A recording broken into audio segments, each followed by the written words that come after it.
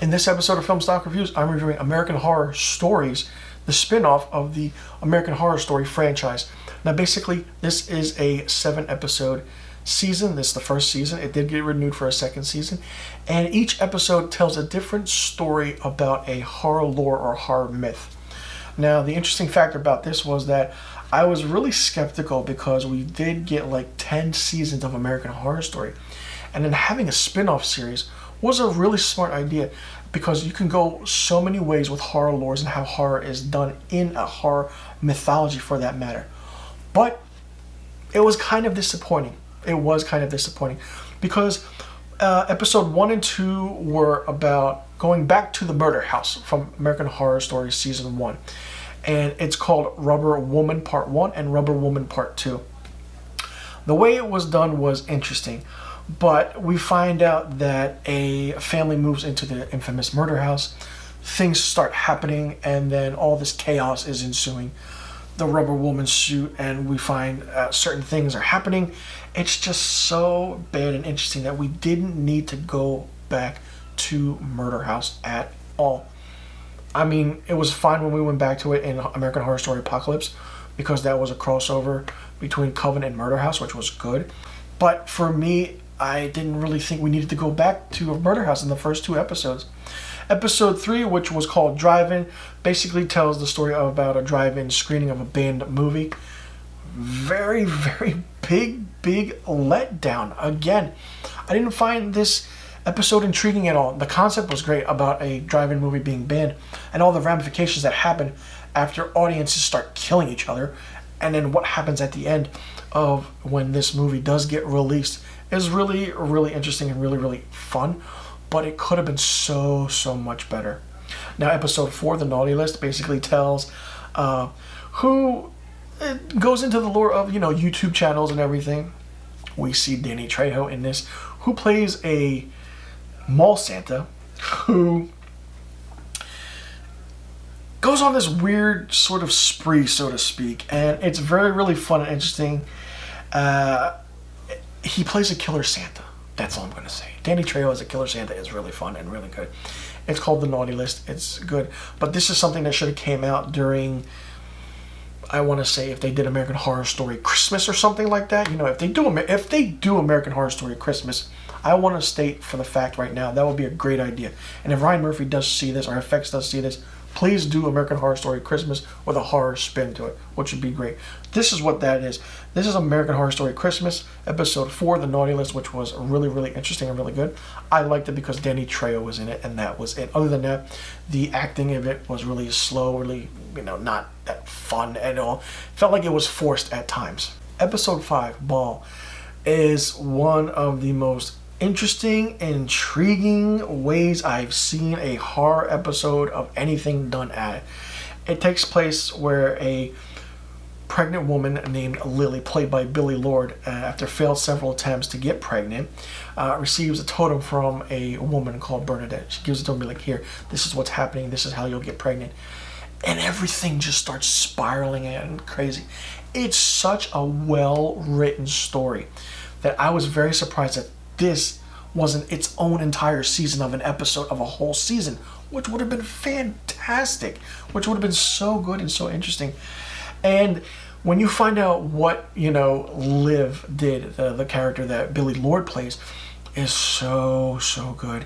The way she did everything, the way she acted, and how everything is, she conceives this baby is so spine-tingling, goosebumpy that I'm even getting goosebumps as I talk about it.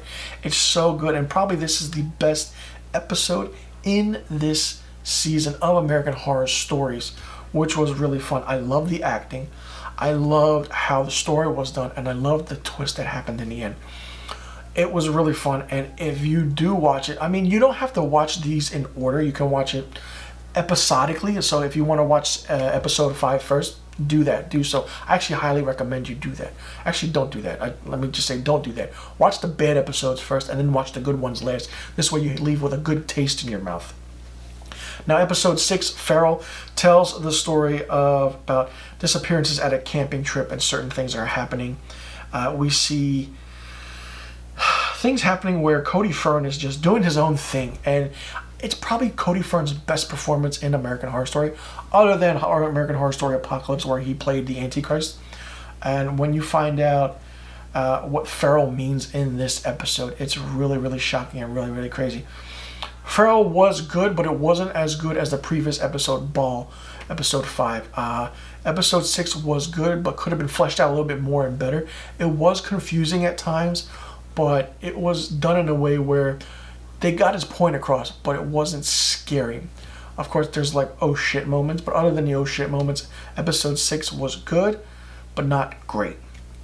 And the final episode, episode 7, Game Over, in the American Horror Story spinoff, is just, oh my god, I have to collect my thoughts because we go back to the murder house again. A woman by the name of Michelle creates a video game called Escape the Murder House. Yeah. So, this is a spin-off series, and out of the 7 episodes, 3 of them is the murder house. I understand that we can't get away from the murder house. It's its own entity, because when you move, that house is still there. I understand that.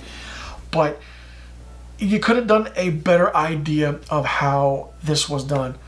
But I did like how the aspect of the story played out while this video game was doing, and they didn't know if it was the house or the video game playing with their minds. When you do find it, Dylan McDermott does return as the role that he played in Murder House, which is very, very interesting. Ben Harmon does return, and one of the characters questions if he's still a ghost or not, or he's in the video game. You don't really know what's happening, what's transpiring, and we do find out that not only does this final 7th episode connect to American Horror Story Season 1 Murder House, it also connects to the very first 2 episodes in this series, American Horror Stories Rubber Woman Part 1 and Rubber Woman Part 2. So I did like how that was done, but we didn't really need to go back to the murder house. Stop that. Come up with new, fresh ideas. This is renewed for a 2nd season, and I'm curious to see what happens. So for me, American Horror Stories, the spin-off series from American Horror Story, gets 2 out of 5 stars. I loved the Ball episode and the Farrell episode, and that was it. Other than that, everything else could have been done differently. We didn't need to go back to the murder house 3 times. We didn't need a final episode to flesh out everything. This Game Over episode could have been the 3rd episode, and Ball could have been the last episode. I definitely would have rearranged how every episode would have been episodically released and done.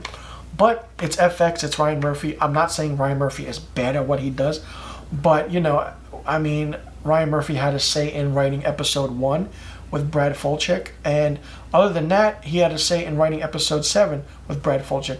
And the other episodes were Manny Cotto. So, when Manny Cotto or Ryan Murphy are writing this, it's going to be good or bad. There's no in between. Sometimes there's good episodes, sometimes there's really, really bad episodes.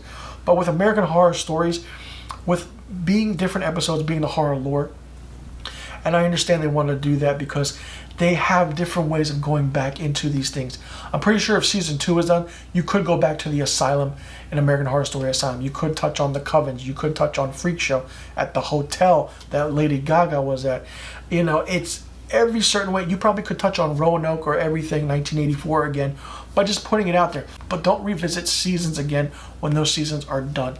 If you want to fix certain seasons like Roanoke or Double Feature, or maybe go into Red Tide and Death Valley more, then I could see that happening with American Horror Stories Season 2, and if it gets renewed more, dive deep into the seasons by giving us different episodes on those seasons and seeing where everything is now. But give us different lores about certain monsters being created. Like, give us something about, Dracula, Frankenstein. Go back to the universal classic horror monster movies. Go back to the serial killer aspect of things. Go back to demonic possession. Give me something with demonic possession, an American Horror Story, that will actually be fun and good to watch. Other than that, while this idea of being an anthology series, being a own episodic horror spin-off of different things is really good, but you need to execute it much, much better. So let me know in the comment section below what you thought about American Horror Stories and each episode. Did you like it? Did you not like it? And what did you think of it? Which was your favorite episode and which was the worst episode? Let me know in the comment section below. And I'll see you guys in the next review video.